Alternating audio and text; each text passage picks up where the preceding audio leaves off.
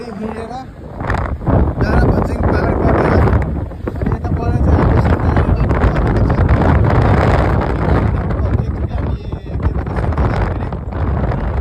सोचेको थिएन कि यो बाटो पनि हिँड्नु पाइन्छ भनेर, बट फर्चुनेटली है हिँड्नु पाएँ यो बाटो। अनि आइ एम सो ह्याप्पी। अनि यो घुमाउरो एकदम छ। अनि यहाँ भेरी डिफिकल्ट टु राइड होइन, स्कुटीहरू बाइकहरू। अनि कृपया गर्ने मान्छेहरू कोही आउँदै हुनुहुन्छ भने तपाईँहरू बी सेफ्टी है, आफ्नो सेफ्टीको ख्याल राख्नुहोस्। Helmet is very important, health is first है।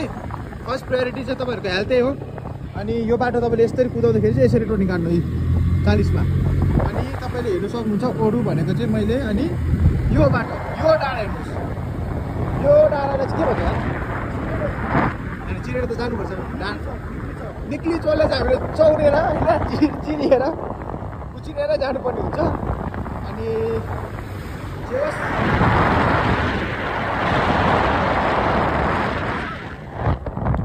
यो चाहिँ हावामा उडे जस्तै हुँदो रहेछ। अब राम्रो झन् आउने अरे हो। आइएम सो एक्साइटेड होइन, ड्याम एक्साइटेड। तर लड्नु चाहिँ भएन है गाइस। एक्साइटेड भयो भन्दैमा लड्नु चाहिँ भएन नि, फेरि एडभेन्चरस चाहिँ गर्नु भन्ने नि। एक्साइटेड हुनु पाइयो।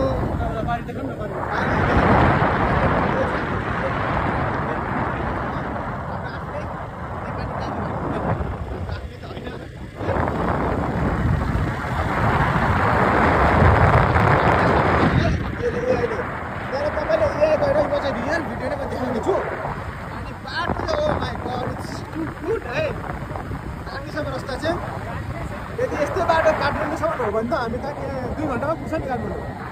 2 घन्टा चाहिँ कफै भयो, 10 घन्टामा पुग्छ नि। 10 घन्टा पर्दैन, 10 घन्टा त यतिकै 8 घन्टा पनि पर्दैन क्या, यतिकै हुन्छ। अच्छा तपाईँको 5-6 घन्टा गाडीले रेस पनि त चाहियो नि त। अनि गाडीको रेस छ भने अनि के भन्छ अर्को कुरा चाहिँ मैले के मैले खास गरी भन्नु छुट्याएछु। हामी चाहिँ काठमाडौँको यात्रामा जाँदैछौँ। कालदेखि हाम्रो यात्रा बिगिन्स भएको छ।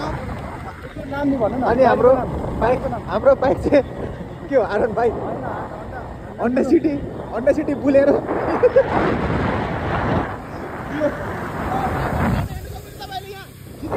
खिच्नु सक्नु त। ल के हो अब गाइस तपाईँलाई म नेपालको सबैभन्दा ठुलो पहाड देखाउने छु। ओहो यो चाहिँ नेपालको सबैभन्दा ठुलो पहाड पो भनेको छु। यो के भन्छ पहाडै भन्छ नि, नदी होइन यो अगाडिकोलाई पहाडै भन्छ नि यसलाई होइन। डाँडा देखाउनेछु म, नेपालको सबैभन्दा अग्लो डाँडा।